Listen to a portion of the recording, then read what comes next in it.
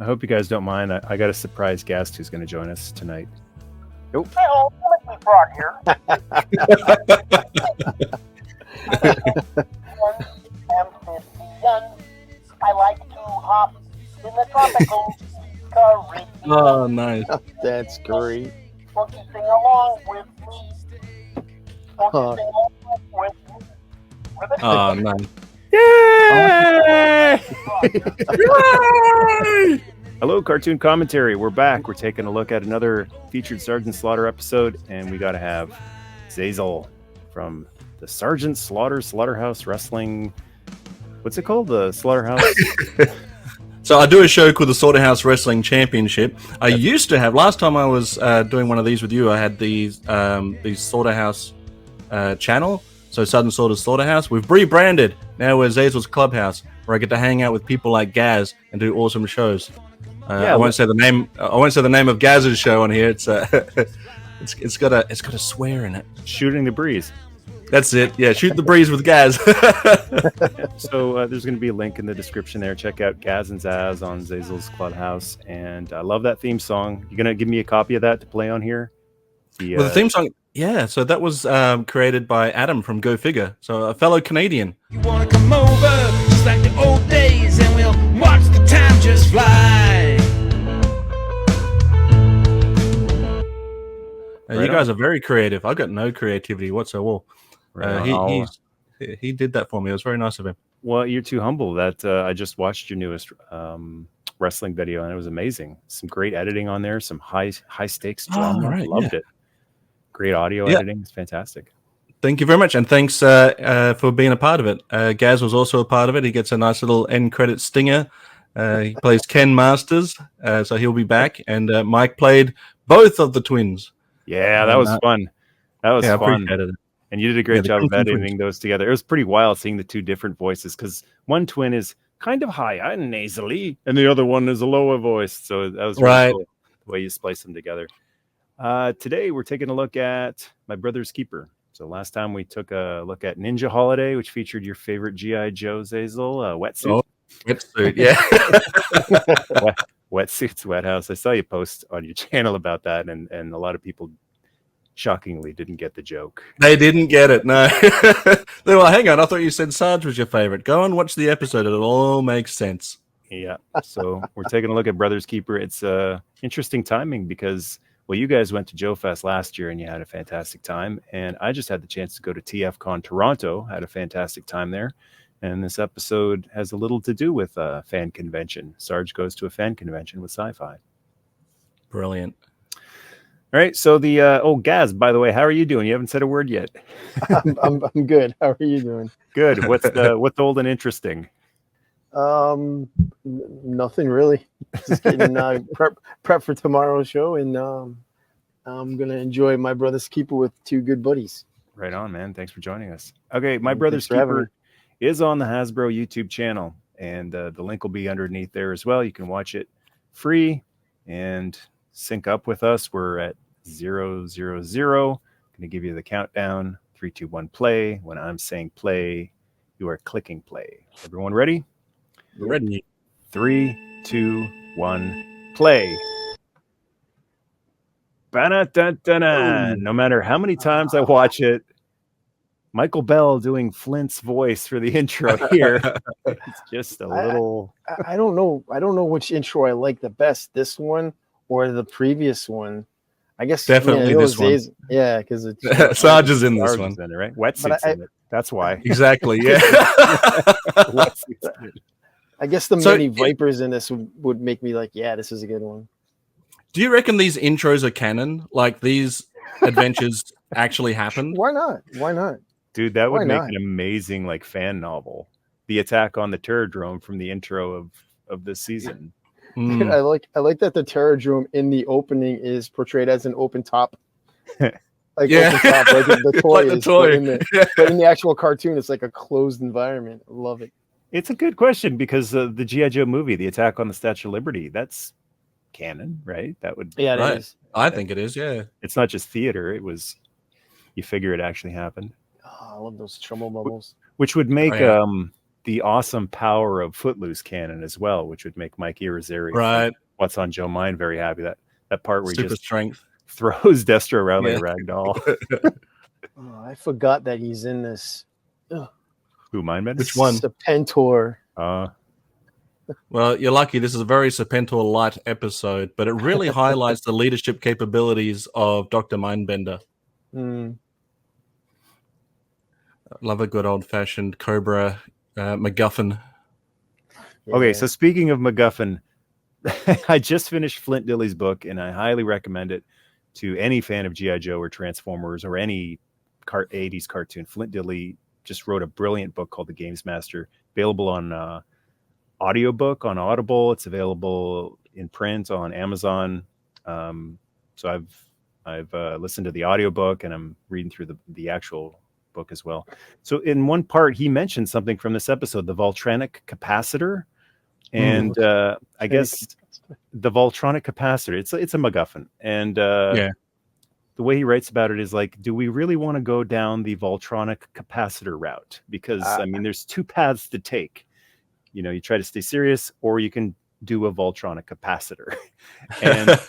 And they decided to not go that zany. And then he mentions that in some episode somewhere, like I like that Flint doesn't have everything of this memorized. It's been a long time, and he's done a lot in his life. Oh, yeah. But he mentions like, and Buzz did sneak that Voltronic capacitor into one episode. And this episode is actually written by our friend Buzz Dixon. So it's very creative, man. I always love Buzz's episodes. They're always so fun. Like she pulled a flare gun on him. Yeah, me too. I got an ad as well.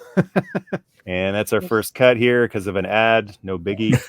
Just did you notice that Lowlight's hair is a little puffy?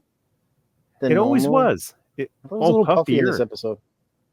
Well, and that female trooper went at him with a flare gun.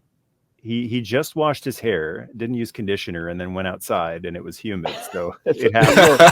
It was an 80s thing. They used to get perms, right? It happened. Well, he's going to ruin it now with this seawater. Ruined his perm. He ruined it. Ruined. You know, it always ruined. It was weird to me that the brooding dark sniper had the big bright blonde perm. You got to take the edge off somehow. Did you guys like the Cobra Stun? I mean, the big wheel. Like clever vehicle. It was an idea, that's for sure. It sure was. If people complain about the Havoc but love the Stun, I love the Stun. Yeah. Triple T. Now there's a vehicle. There's a beautiful tank right there. I like that he comes. Just walks in. Yeah, he didn't knock. I think you'll find in this episode that Sarge just walks into any door. He doesn't care. But I love that he's... Sorry, go ahead. Well, he just bursts in screaming, the general. I love the idea of that he just sort of rolls in from the slaughterhouse. Like he's not always at the base. He's just like, today I'm coming in. You see him driving down like I-90 in the Triple T, just through traffic, excuse me. And he's just chilling with his helmet on, watching Transformers. It is a little weird that he's in full laser suit regalia. I don't think he ever takes his helmet off in the original Sunbow cartoon. This was before RoboCop, this episode. So if anything, this guy influenced RoboCop. Because a lot of people say like, oh, he looks like RoboCop, but this predates RoboCop by a year. Look at this phenomenal cosplay. Oh, yeah. I love the reference to Marvel Comics, too. This is all pure Buzz Dixon gold right here. So this was probably before Sarge did any conventions or anything for G.I. Joe. And I can't imagine he would have done a lot of conventions before this time because, you know, wrestling, you're very busy, right? You're not doing a lot of conventions and stuff. Yeah. So it's probably his first experience. Kung Ho Goose. Yeah, he did a few signings. I mean... Zazel, you've got pictures of him doing signings back in the day. I think while he was with the AWA, and he had but not full on conventions. I don't think. No, I think those signings I think were specific for people coming to see him. He was very, very popular. Sarge Con That needs to be a thing. Sarge Con. I agree. Yeah, that needs to be a thing. I'd take a train down to Paris Island, South Carolina for Sarge Con. Oh, is that Serrana? I'd be first in line. It's Serrana. You didn't tell me It Serrana was is. in this. I didn't know it was you. This is one of my favorite shows. I thought you'd like this one. Oh yeah. This was literally Gaz and I at Joe Fest.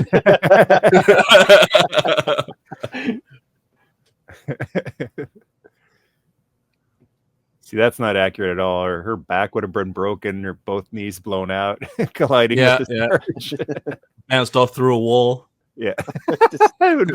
She would have been the Kool-Aid man. Oh no. One Zorana size cut out in the wall. That's all the Sarge episodes need, is him literally not using doors, just walking through walls like the Kool-Aid man. Yeah.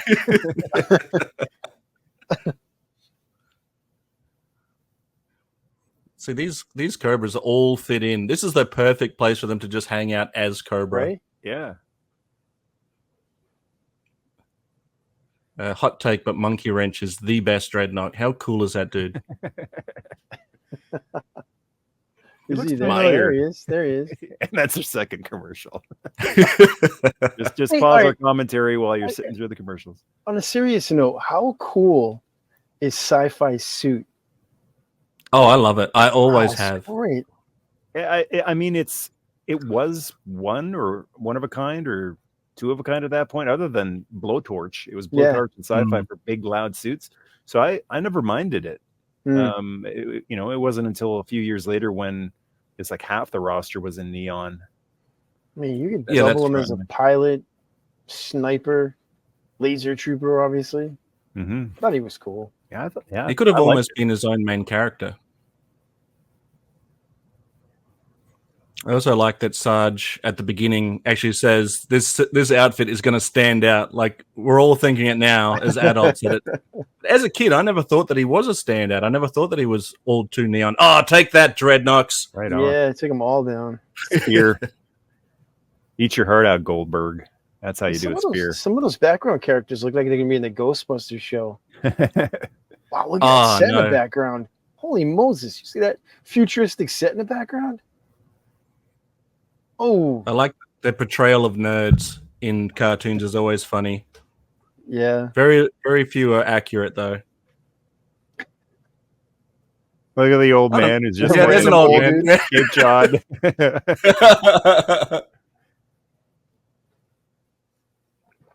It's some pretty impressive tech for the time. A little lipstick Yeah. microphone Yep. communicator. Oh, what's this? Oh no. Thunder machine. So they cut to commercial, and Hasbro doesn't put an actual commercial in the Right, commercial they're break missing bumper. out. I think it's Come on, come on, let's get with the programming here, people. not that hard to do. I do it all the time. Oh, Spider-Man. Spider-Man. Really? Hey, Spidey. Oh, so they can't legally mention, like Transformers couldn't legally say Cobra Commander, but they could show Spider-Man in this? That's weird. Well, they name dropped the Fantastic Four at the beginning. Oh, right. What is that thing he's riding? It's a mono That should wheel, have been and a- I want That it. should have been a Joe vehicle. Yeah, that's Yeah, the new I'd Super love 7 unicycle coming Yeah. at you later this year. I know you're joking, but I They want shoulda that. We should have gave him to the Dreadnoks. That would have been hilarious. Him all come riding in on that.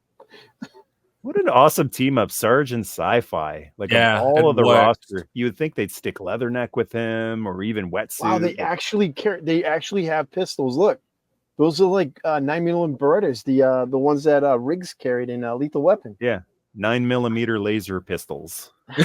Oh, sorry, 9mm laser pistols. Correction. It's great. Just make a laser beam come out of it. It'll be okay. It can be I like that Why they color not? code. an M16. Is it funny that it Cobra can be has the Chuck. blue? Is it funny that Cobra has the blue and Joe's have the red? Because normally red Yeah. is like villainous, right? That is inverted. From Transformers, it's inverted. Oh, damn! That kid just punched. Is that Ripper? No, Buzzer. Yeah, Buzzer's not a real Australian. He's from the UK, so I think No, Space it's- Commander will agree that they can't take a Buzzer- punch to the jaw. Buzzer is Duke when he just turns bad guy. Draws his hair Also, out. he's also like a therapist, isn't he? Or psychologist, yeah. psychiatrist. Can we also just say how awesome this They had a animation is? They drove in a Havoc. Yeah. Well, Out of all the like- Joe vehicles to use, they come in on a Havoc. it's not like Sci-Fi is going to ride the side of a Triple T all the way there. True, there, true. You know, Sci-Fi, I believe at the beginning of this intro, wasn't he the one that jumped into the Triple T after Sarge jumped out and clocked Monkey Wrench? Yeah. What's he doing? He's driving the Havoc, baby. Under Sarge's watch, nonetheless. It's not that Wow. hard. Like, after all, cross country drives the thing, so it can't be that hard. Right. He's always busy fiddling with his radio.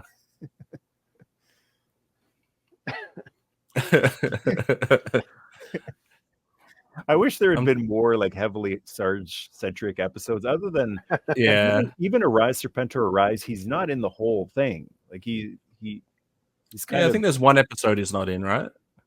At all. yeah, or he doesn't have that many lines. But in terms of like standalone episodes, it's Ninja Holiday and this, and that's it for like, you know, major starring role for the Sarge. Other than that, Yeah. he just kind of is in the background.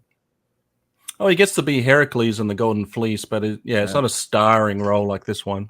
Now, you probably are more familiar with Deke than me. Does he have more featured roles in the Deke series? Oh, yeah, way more. So other than Operation Dragonfire, where he's in all but one episode, he also Pigskin Commando. I love that episode where he's basically captured for the entire time. Okay. We'll have to Sorry watch on that that one on episode. another episode. And then there's one with his sister, isn't there? That's the same episode. Yeah. Oh, good. I'm trying to place the voice of Timothy. Like, is it Bumblebee? Maybe someone Yeah, definitely sounds like a. No, Bumblebee was Casey Kasem, wasn't he? No, that was Cliff Jumper. And another ad. Killing us here with the ads, Hasbro.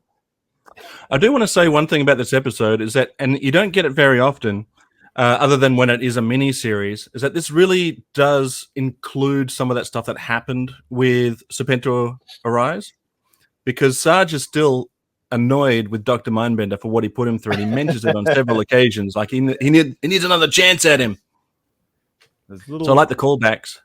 And that's That. I would think that's Buzz. You know, Buzz would want to include that stuff. I like the bat just opened the door and walked out and didn't close Yeah. it. This is really an episode about doors.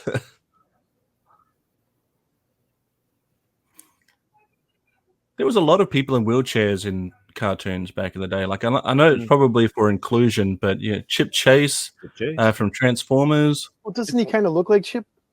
little, an older Chip.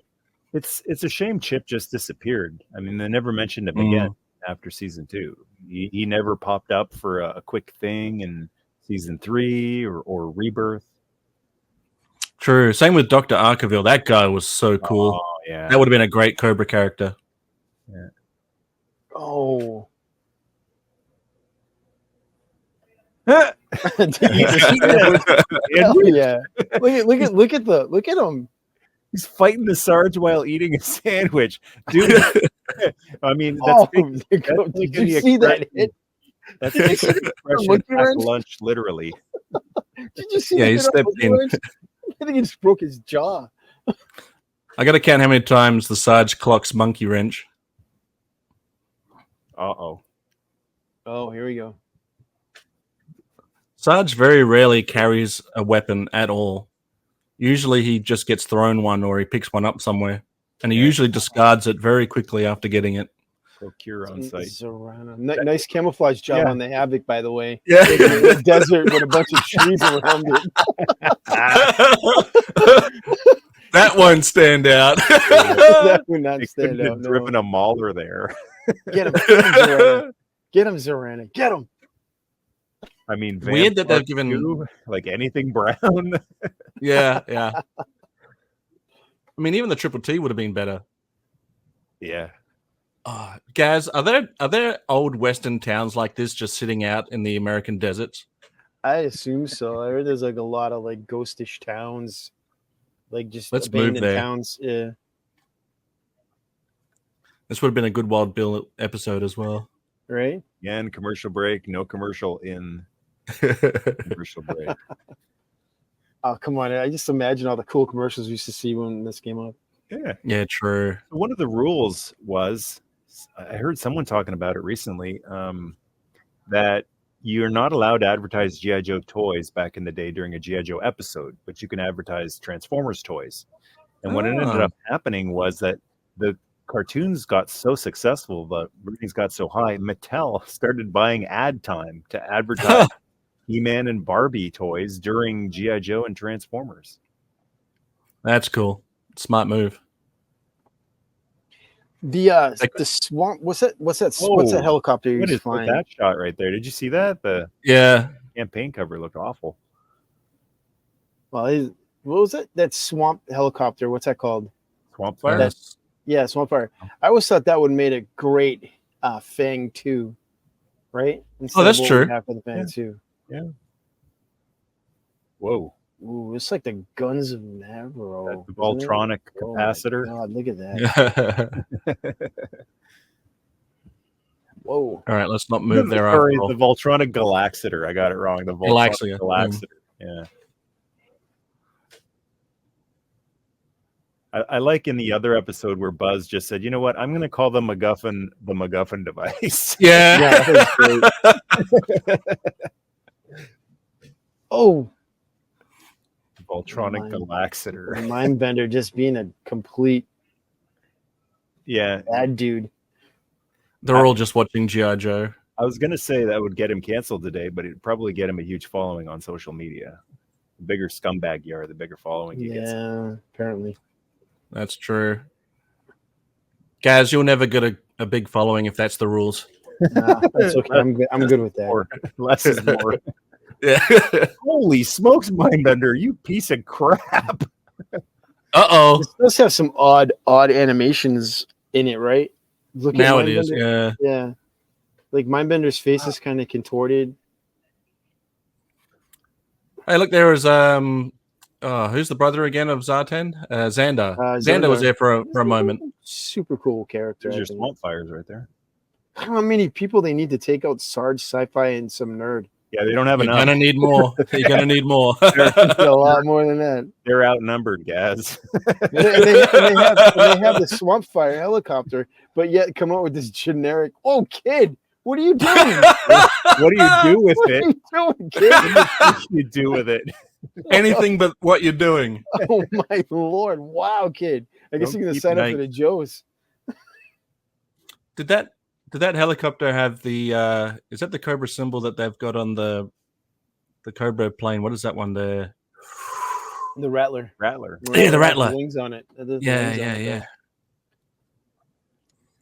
I think We've it's got the same Cobra same symbol. helicopter design they used for that first GI Joe miniseries when they were getting the meteor. It was supposed to be the Dragonfly, but it was like those Yeah. kind of Huey cross with the Dragonfly. You know, as if Mindbender didn't have enough gimmicks with the monocle, mustache, bald head, codpiece, cape, beating up on the disabled. Yeah. Man, this guy's just a complete Dude. a-hole. Man, what a... Yeah, man, look at Sarge, man. Who needs G.I. Joe? You just got Sarge. I didn't know Sarge was a pilot. He's whatever you need him to be. He can do it all. He flies a Tomahawk in the Deke series. I remember that. Yeah. He'll That get guy into trouble, probably- Bobby. He could probably pilot the Defiant too. I wouldn't be surprised. Yeah. Whatever you need him to do, he can do it. Without a spacesuit, he'd be one of the guys taping a fishbowl to his head. Yeah. So sci-fi is the Joe in here with Sarge, and he's with the kid and the doctor guy, and the kid's doing all the work. He blew up the Thunder Machine. He's saving the disabled doctor, and sci-fi's just there along as like a teammate, a partner, sidekick. He's there to sell toys, mate. He's the Tubbs. Yeah. Yeah, he's the Tubbs. Poor Zorana. Sarge is definitely the Sonny Crockett. Look. I mean, he's carrying it. Like sci-fi's like double his size. He should be carrying that dude. Yeah, This is all about the brotherly love, mate. Yeah, it's true. What a kid. plus that suit maybe doesn't have a lot of flexibility in it. He might Yeah. not be able to raise his arms. He might be like one of these Hot Toys rubber suit figures. Can't raise their arms. Well, I'm fully in for the team up. Sarge and Sci-Fi, does it work? Yes, it I does. love it. Yeah, I do too. Yeah, love it. great. Bad choice of Joe. vehicles going to the desert, though. I would say that. That was actually really, really brilliant on Buzz's part, teaming them up if that was his call to do, because putting Sarge with one of the more non-military type of guys, it's just so much better than Sarge just being, with another Marine like Leatherneck or Gung Ho or any of those guys. Plus, including the convention, that was a nice touch. Yeah.